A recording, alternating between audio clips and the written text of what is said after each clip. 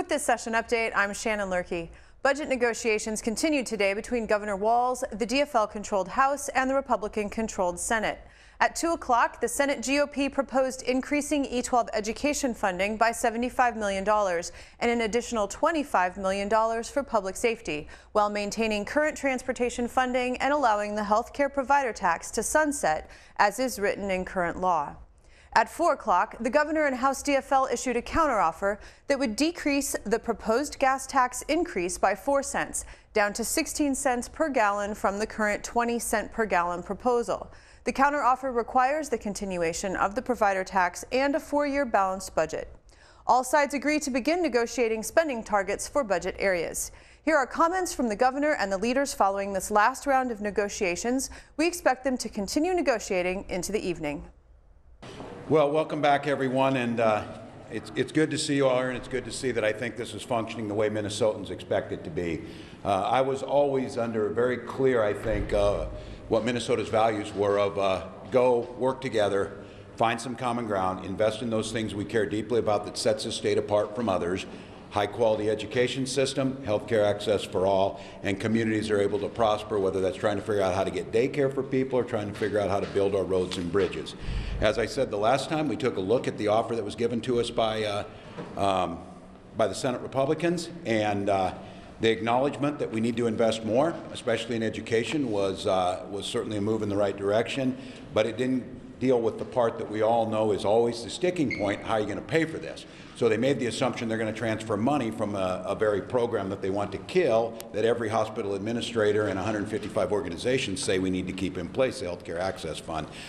With that being the case, I think it's time to make a move to break some of this logjam, and we have proposed a reduction of 4 cents on the gas tax that we have proposed, down to 16 cents to be implemented in 4-cent increments over several years, to do the investments that every single county engineer has told us is necessary, every single third-party validator has told us necessary, things that will create jobs, create a safer, more viable transportation system across Minnesota, specifically in roads and bridges in greater Minnesota. So this is on top of the previous offer that we've offered.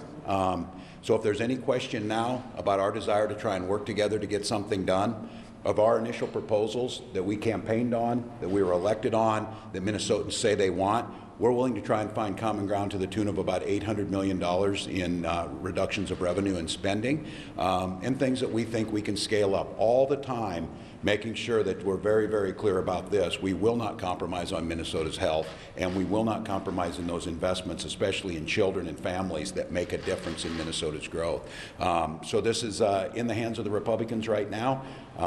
It is a real offer that moves in a real direction, and I think our expectations are a real counter offer will actually, again, they want to have conversations about spending. They're raising revenue already in their tax bill. The question is, do we give it in tax breaks to people with foreign interest incomes, or do we invest in the very E-12 education that they said they need more money in? So that's where we're going to wait for next. With that, any questions? Governor, they will want you to take it to zero, not just 16 cents. Well, I don't think any Minnesotan thinks that that's negotiating. I don't think any Minnesotan thinks that that's fair. I don't think many Minnesotan who's driving on the bumpy roads thinks, as they've said, there is absolutely no proposal to try and get there. And just to be very clear, the sales tax on auto parts that they're relying on is certainly a regressive tax, and it also pays for the Blotnick Bridge. That's it, one project, that's all we get. Our proposal gets us to that shortfall. There was a great article in the Mankato Free Press this weekend talking with every single person in southern Minnesota about the tipping point we're at. This is not going to get cheaper, it's not going to get safer, and it's not going to get easier. I think the right proposal was the one we put forward. They have some resistance to that. I'm willing to try and find some common ground with them. So it doesn't work that way. Negotiation is not no. Negotiation is not nothing. And again, the dilemma they're in, they know they've grossly underfunded these things, but they can't figure out how to pay for it because they took a pledge that is simply unsustainable, that doesn't work. And now what I hope this does is give them a little bit, come in off the ledge, come and work with us, and let's find some common ground. Can you bid done tonight? Hey, that's optimistic. Here's what I would say about this. I know what everybody says, and I understand the dynamics of human nature, and I do understand, both the Lieutenant Governor and myself, of being part of legislative bodies, understand that we can speak for the administration with a little more clarity, that both the leader in the Senate and the Speaker have to go back to their respective caucuses.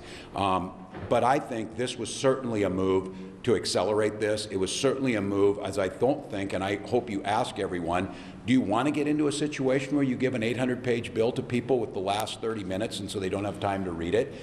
I've been operating, as Senator Gazelka said, he says we need to be done by Wednesday to be in a regular order situation. I'm trying to get us there. So we took about 50 minutes to come up with a response. We've obviously been spending many, many months on this, and we have our folks going down budget line by budget line to think about these and responding with legitimate offer. I mean, this is I get it. There are going to be those critics out there that said, wow, you guys moved quickly and boldly instead of inching along. I think Minnesotans expect that. They want us to get this thing done. So one more question. Republicans have said all along, not one penny of a gas tax increase, 4 cents. As you say, as you term is bold, but they don't see it that way. And they get to decide that?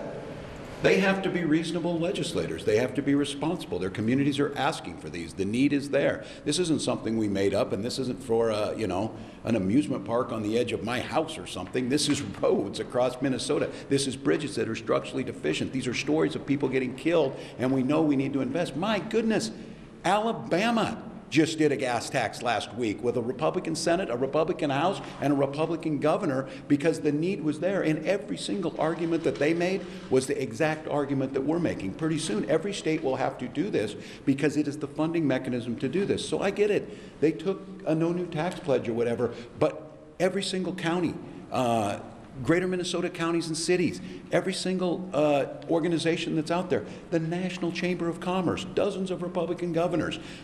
It's an untenable position that is not responsible in governing, and just because you have an ideological position to it, I feel very strongly that doing 20 cents gets us to the numbers that needed to be there, but I'm willing to work with them a little bit.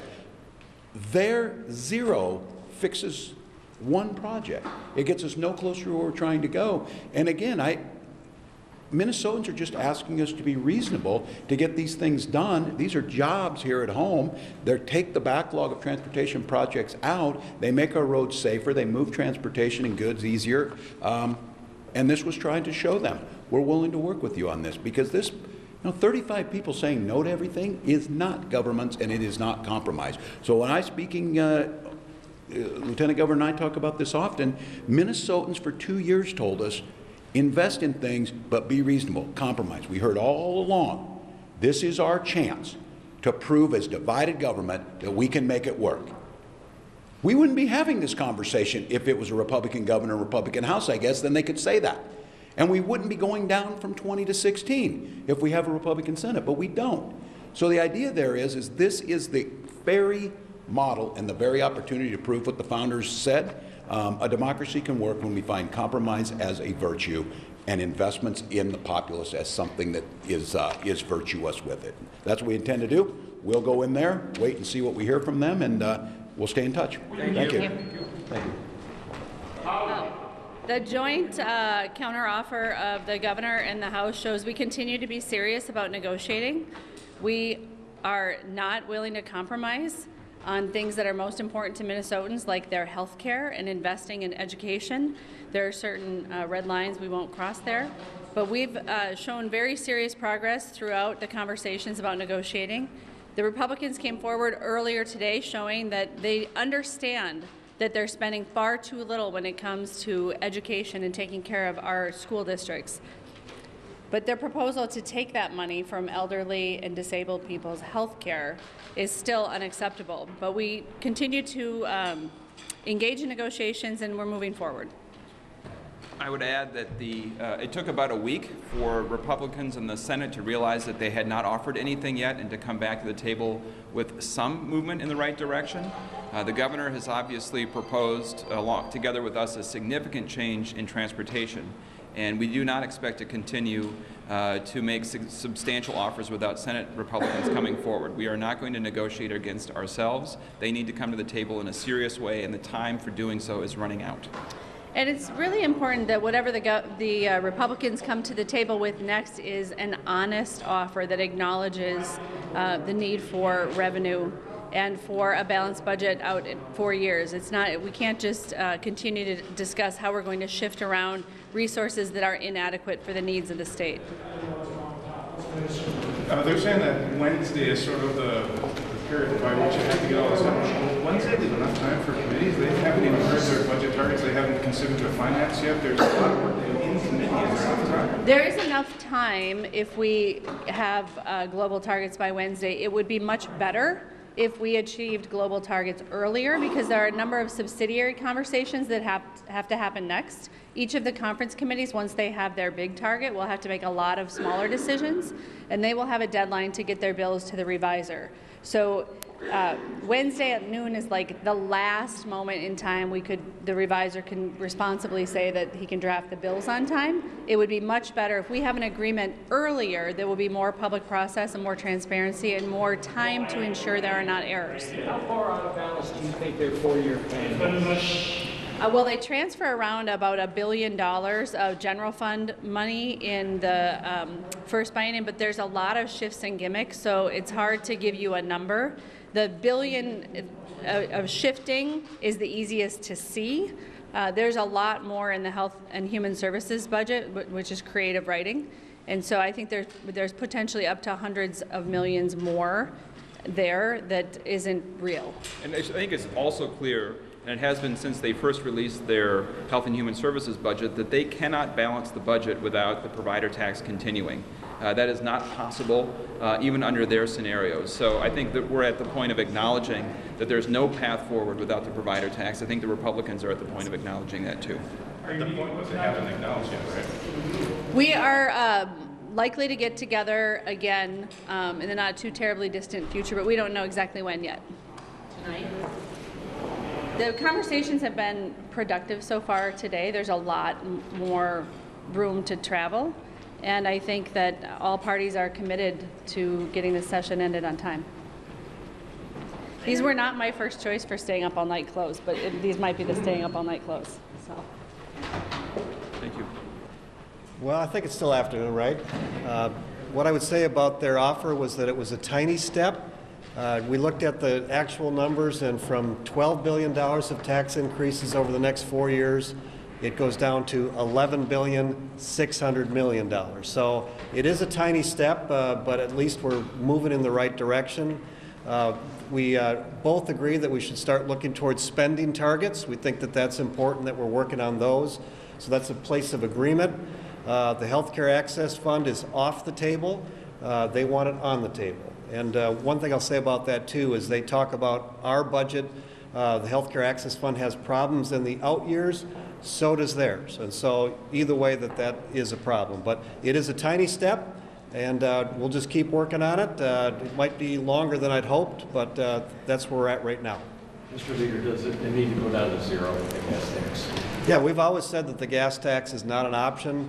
We have, what they do in their plan is lower it 4 cents, which makes Minnesota the number 6th highest state for gas tax. And so there's just another area that we end up being in the top 10 for taxes. And what we did 2 years ago is we took half the sales tax on auto parts and put that to roads and bridges. So their plan puts that back into the general fund, so that 16 cents really is significantly lower than that. Because of the money that they lose by putting our funds back into the general fund. So yeah, it's a dead issue for us. They just told us a moment ago that the 2% provider tax, that you folks are on the cusp of it needs to remain in order for the budget to balance. It doesn't sound like you're saying. No, we've looked at some numbers about how we balance the budget, and we can get to places of compromise that still do not need any tax increases to work. We have $1 billion of surplus. In November alone, we took another $491 million, and because of the bills that were vetoed last year, that money was available, but that went into reserves, and so that's another pot of money that we think we should be looking at. And then finally, there's forecasted money going forward that's not even calculated right now that we show that's over $5.7 billion. No. Let's see if we get the right number on that. Billion? No. Yeah. What are you trying to say? The future forecasted number. I want to make sure I get the right number. There it is. A significant yes, amount. a lot, big amount. Too many numbers going on. But anyway, there's a lot of money that we can access that would mean that we don't need a tax increase. So, but this is a tiny step. We're going to keep working. We want to come back within about an hour and counter. So stay tuned.